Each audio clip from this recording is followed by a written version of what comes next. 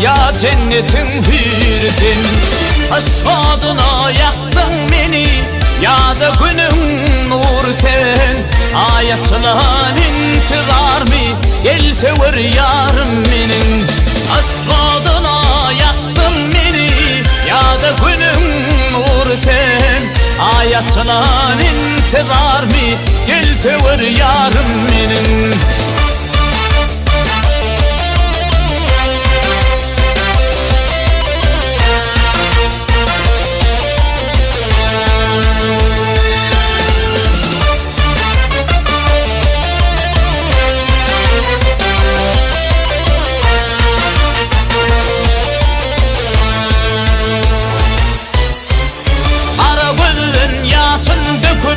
Dar güryan olmaz mey, terasılan kere gülsün, sarılımam solmaz mey.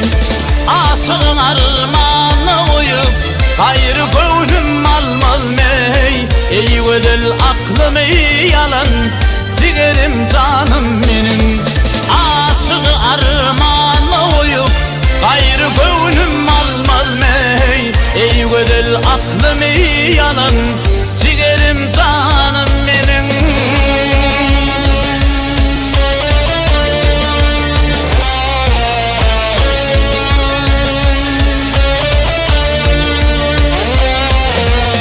Aklımı hayrana gali, aklımı hayrana gali. Görsün benim yarım ey, elim zahana bir benim. Zülfünün her tarını aşık oğlum tarif edip, yazdı dilleyip barını. Eyvedil aklımı yalan, hele gülzarım benim.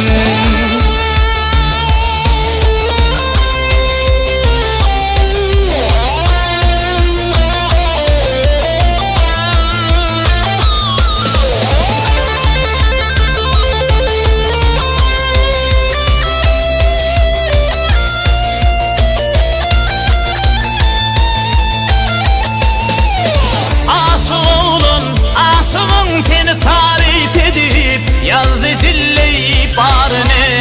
Eyvedil aklımı yalan, gel sever yarım